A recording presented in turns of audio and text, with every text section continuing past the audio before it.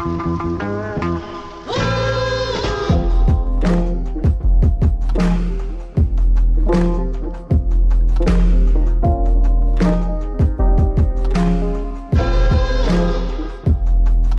Games, a primer. This is a Spanish omelette, and it's great for when you got a large group of people and you want to throw together a great breakfast without a ton of effort. It's also good if you're bulking and you need to eat a half dozen eggs in a sitting. Look, it's just good, alright? And best of all, it's easy and it's direct. As you can see in the picture, you need 6 eggs, a potato or 2, and an onion. A good helping of olive oil, some salt and pepper. I've already washed my hands. Here I was using Maverick, my third favorite of the tactical soaps, and the link is in the description. Then with my clean masculine hands, get to chopping the ingredients, and let's get to the topic. So this omelette is direct, easy, and simple, like I said. Men, we're also direct, easy, and simple. We aren't really built for subtext and power games, but power games are built for us. So imagine this female superpower. You can make yourself better or worse than the other person. You can establish that you're for or against the other person. You can manipulate the way the other person acts, the way the other person thinks.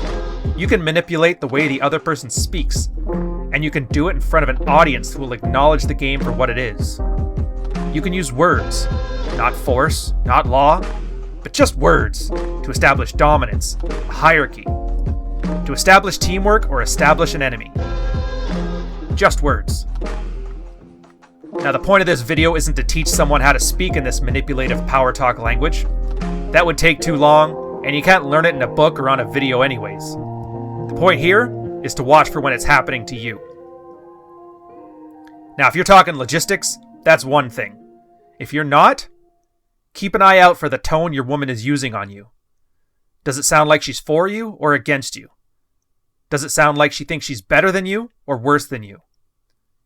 If she's speaking like she's better than you and not on your team, she has contempt. That should hit home for a lot of you guys. Every wife in a sexless marriage sounds like this.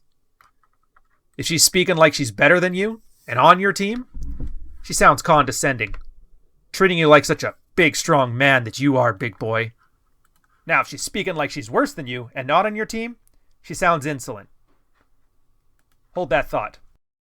A little trick with the potatoes here.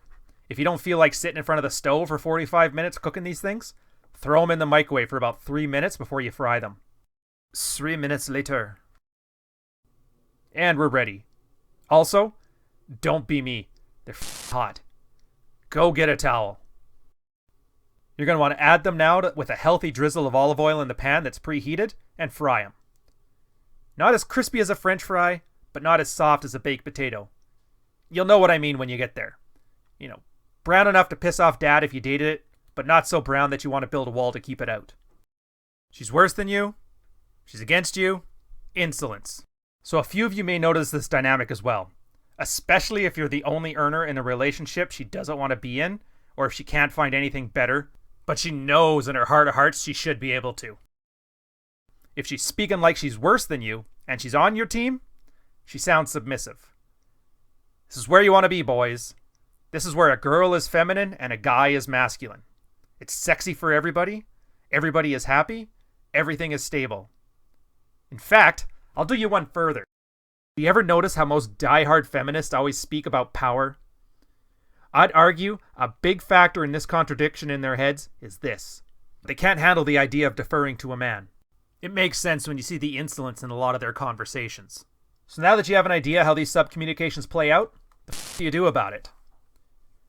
Realize that if you're in one of the quadrants, that they want to push you into another one.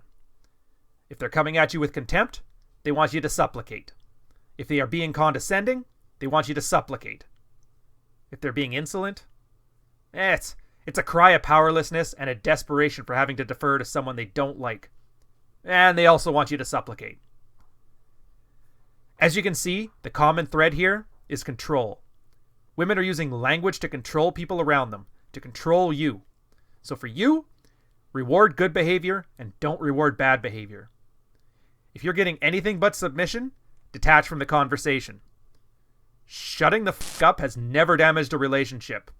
So when we talk about men being the yolk, this is the kind of shit we're talking about. She's showing contempt? Be neutral. Insolent? Be neutral. Condescending? Yeah, I'd suggest coming out with a little bit of condescension of your own, but playfully. This is what concepts like agree and amplify or amuse mastery are for. Playful condescension. And when she's submissive? Oh, this is where your comfort tests and laying really good pipe come into play. So right here, I got the potatoes just where I want them. Dad said I shouldn't be dating them anymore. This is where I'm going to add the onions.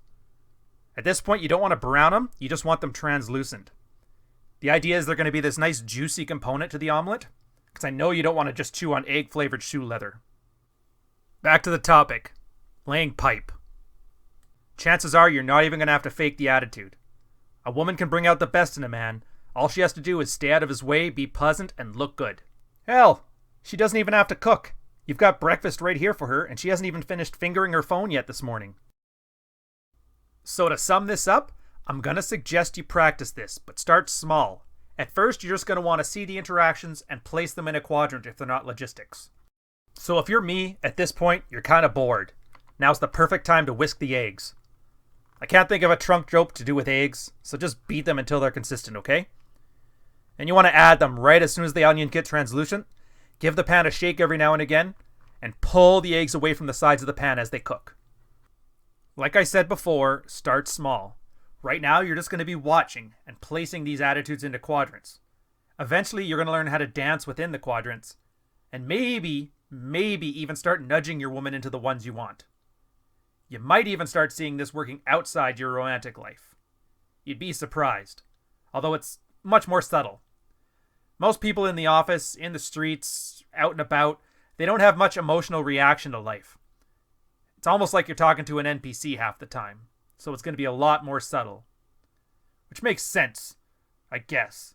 I mean, if people are engaged all the time, it'd be genuine human contact. We can't have that, can we? This part here, this is going to be the flip. Since the potatoes and the onions are taking a lot of the surface area from the bottom, you put your plate on top, flip it over, and it should come off nice and easy in one giant piece. Slide it back into the pan, and you're going to cook the top. Just a little bit of a brown up there. Now you're going to want to cook it on this side about long enough to go give the plate a rinse and dry it off, and then you're going to flip it again, and you're going to be done. Going to take some time now. I want to give a genuine and heartfelt thank you to all my Patreon subscribers for making this all possible. Your guys' generous support makes it possible to keep these videos coming. I'll see you on the weekend for your private Patreon rewards. If you're interested in joining our locker room and getting these post-Redman Group podcasts, a link for that's going to be in the description as well. It's just $5 for the first tier. Once we finish this second flip, I'm going to set it down and look really cool. When family comes over, they always love my tapas-style breakfast. I usually put together a pot of ground shark coffee, but I'm going to save that for the next video. So like everything, none of this stuff's going to make you a man, but if you're a man already, you're definitely going to love it. So until next time, don't eat paint. This is Ryan.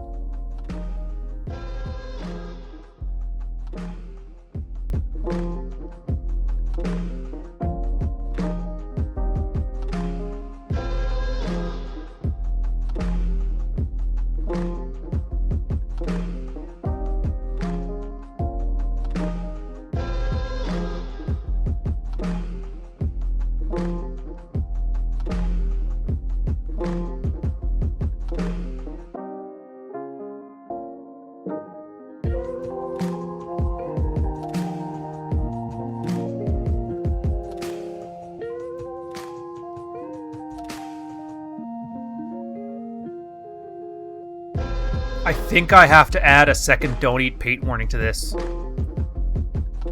So for those guys who own dogs, just realize you can't be feeding your dogs onions. It's kind of like poison to them. Don't worry for this earlier video. I had set up a spare one that didn't have onions when I got Hitchens to steal it from me. That was mostly for your sake. And also, if you're wondering, those are Lando Calrissian socks. Back when Star Wars used to be cool. So let's try this again. Enjoy your omelet, guys. Take care. This is Ryan.